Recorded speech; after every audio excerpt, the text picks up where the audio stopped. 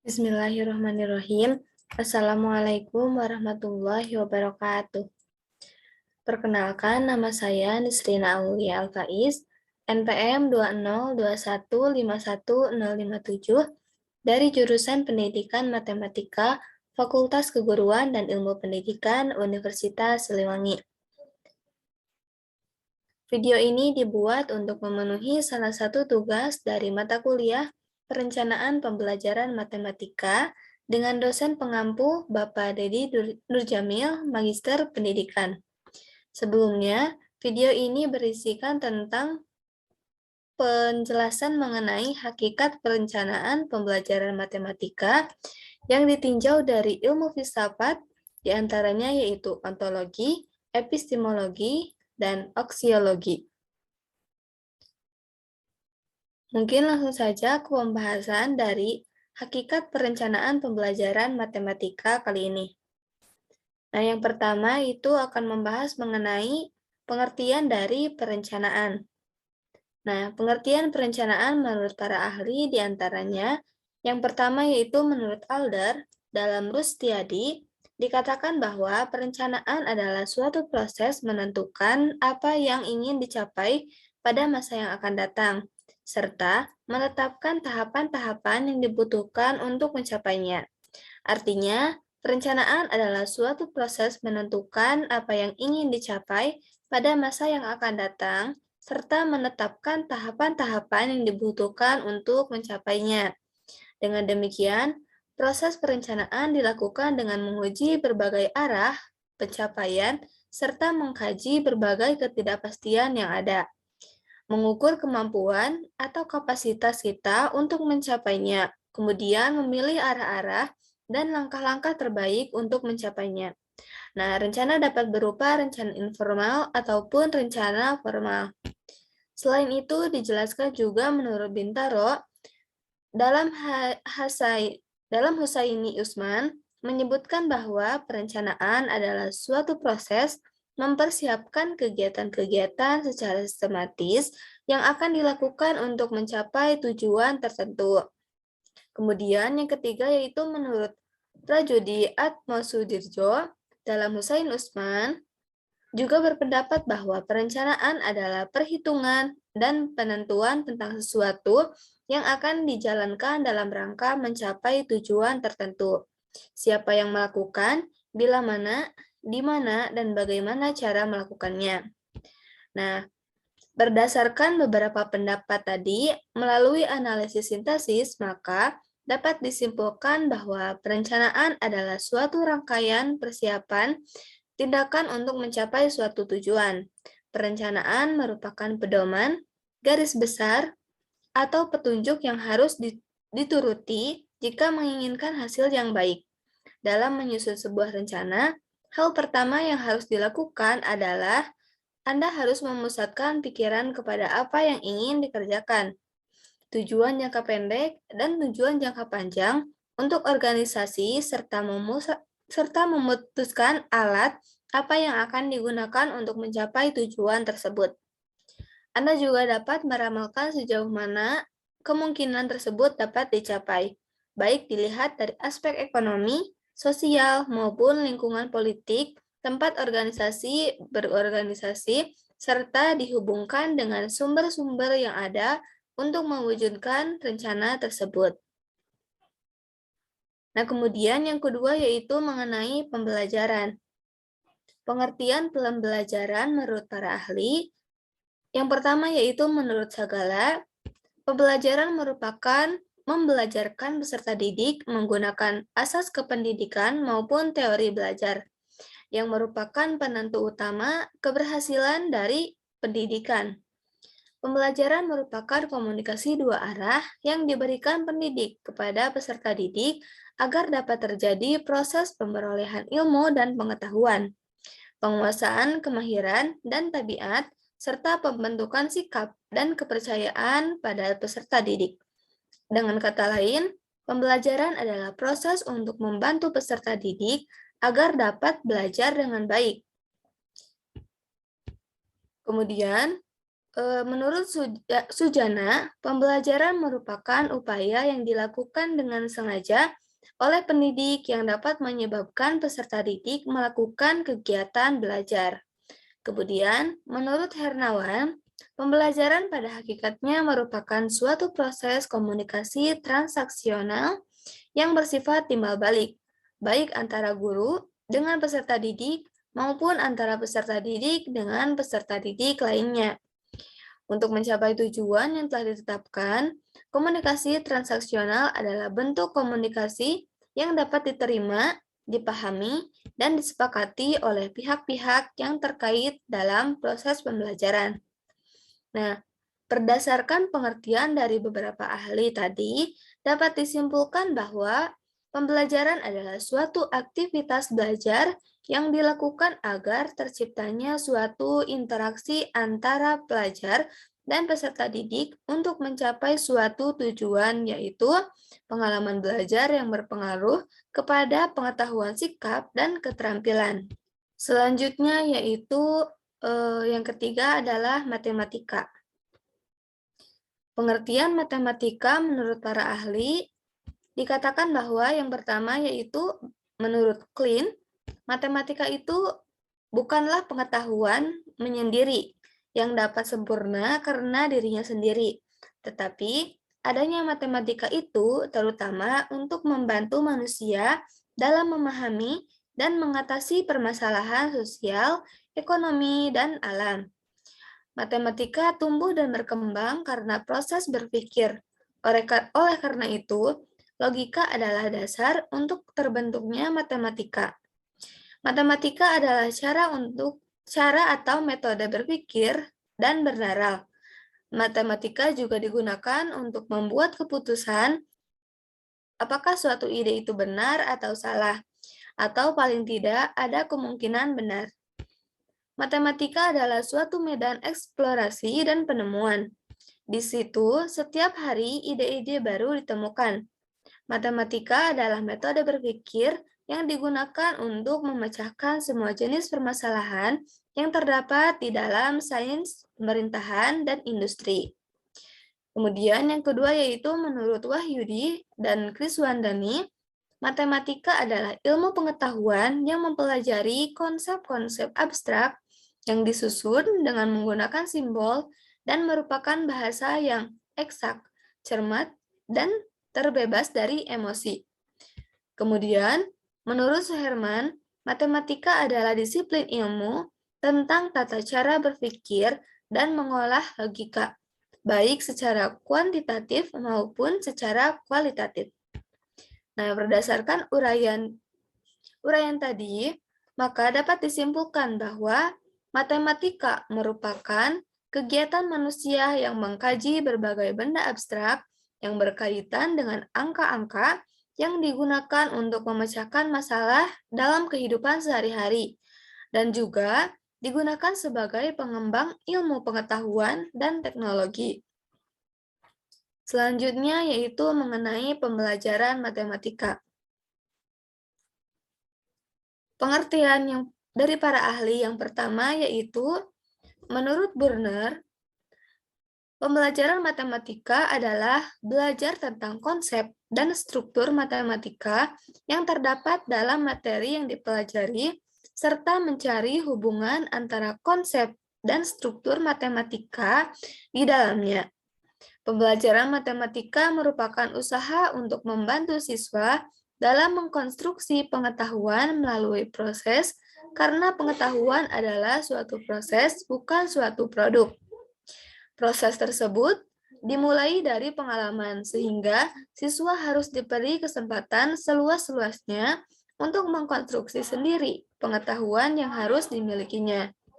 Kemudian, menurut Cobb, pembelajaran matematika sebagai proses pembelajaran yang melibatkan siswa secara aktif mengkonstruksi pengetahuan matematika. Nah, dari uraian tersebut disimpulkan bahwa pembelajaran matematika merupakan proses aktif dan konstruksi sehingga siswa mencoba menyelesaikan masalah yang ada sekaligus menjadi penerima dan sumber dipelajari serta mencari hubungan antara konsep dan struktur matematika di dalamnya. Dan yang terakhir adalah mengenai perencanaan pembelajaran matematika. Wina Sanjaya menyatakan bahwa perencanaan pembelajaran adalah proses pengambilan keputusan hasil berpikir secara rasional tentang sasaran dan tujuan pembelajaran tertentu, yakni perubahan perilaku serta rangkaian kegiatan yang harus dilaksanakan sebagai upaya pencapaian tujuan dengan memanfaatkan segala potensi dan sumber belajar yang ada. Hasil akhir dari proses pengambilan keputusan tersebut adalah tersusunnya dokumen, dan dokumen tersebut dapat dijadikan sebagai acuan dan pedoman dalam melaksanakan proses pembelajaran.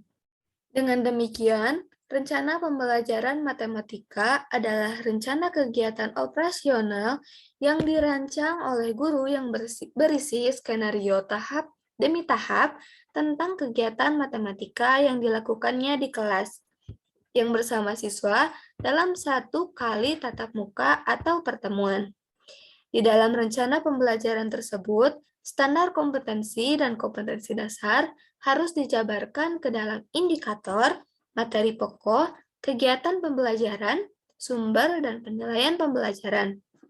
Penjabaran standar kompetensi dan kompetensi dasar ini tentu saja harus tetap mengacu kepada hakikat pembelajaran matematika yang menekankan penguasaan konsep dan algoritma, di samping kemampuan memecahkan masalah, dan mengacu juga kepada prinsip-prinsip pembelajaran matematika. Nah, selanjutnya adalah langkah-langkah pembelajaran.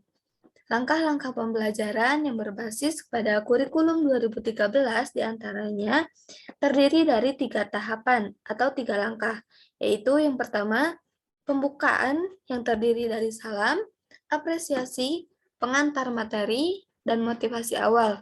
Kemudian kegiatan inti yang terdiri dari mengamati atau observing, kemudian menanya atau questioning, kemudian associating, experimenting, creating, networking, communicating, dan implementation. Dan yang terakhir merupakan penutup yang terdiri dari simpulan, motivasi akhir, pengayaan, dan salam. Dalam merancang pembelajaran, guru harus menetapkan tujuan atau kompetensi yang harus dikuasai oleh siswa. Materi-materi yang berkaitan dengan kompetensi yang harus dikuasai siswa, penjabaran, dan urutan yang logis dari materi-materi tersebut dengan mempertimbangkan media, cara penyajian, dan cara mengevaluasinya. Dengan demikian, terlihat bahwa komponen-komponen yang harus diperhatikan dalam merancang pembelajaran adalah yang pertama, tujuan dan kompetensi yang harus dikuasai oleh siswa, yang kedua, materi pembelajaran, yang ketiga, metode pembelajaran, yang keempat, media pembelajaran, dan yang terakhir adalah evaluasi pembelajaran. Kemudian dilanjut kepada fase-fase perencanaan pembelajaran matematika.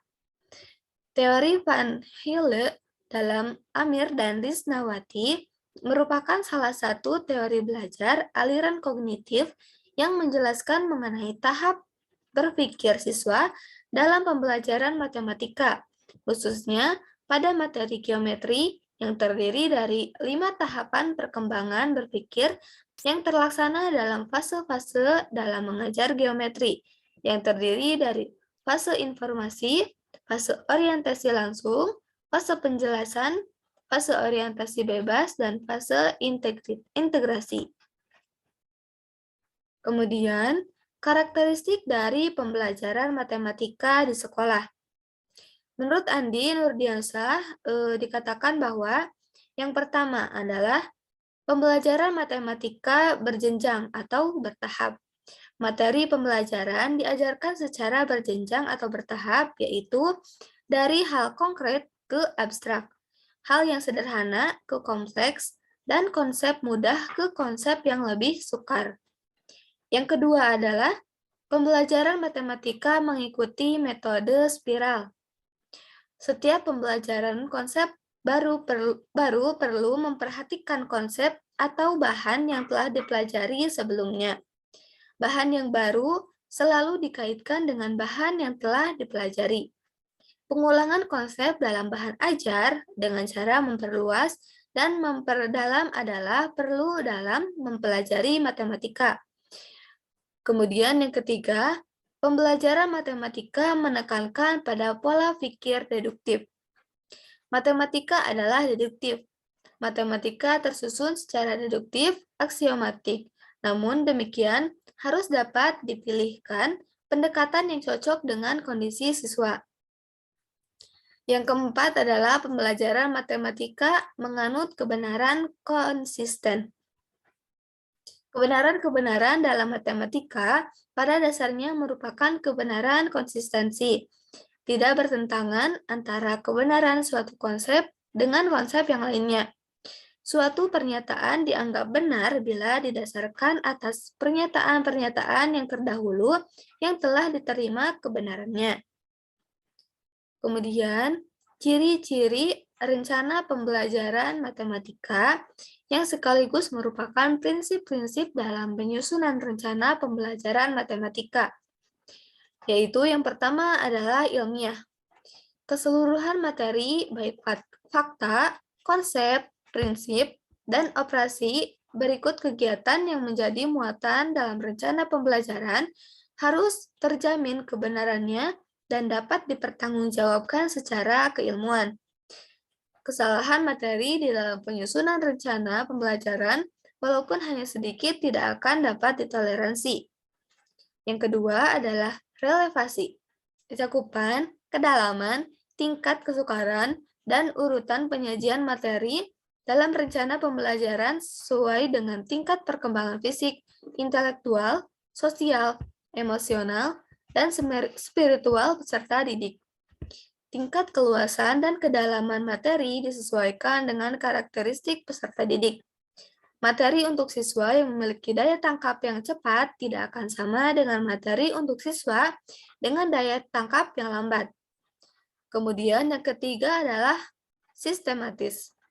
Komponen-komponen rencana pembelajaran saling berhubungan secara fungsional dalam mencapai kompetensi. Kompetensi dasar disusun berdasarkan kepada standar kompetensi dan indikator disusun berdasarkan kompetensi dasar.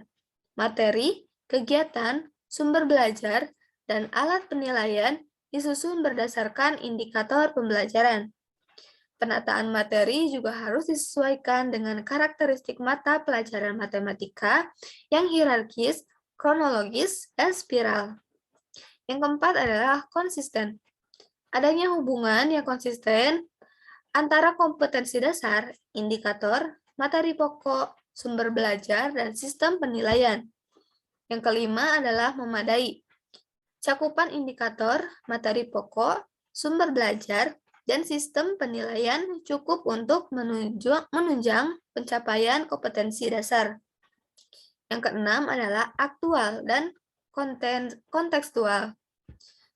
Cakupan indikator, materi pokok, sumber belajar, dan sistem penilaian memperhatikan perkembangan ilmu, teknologi, dan seni mutakhir dalam kehidupan nyata dan peristiwa yang terjadi.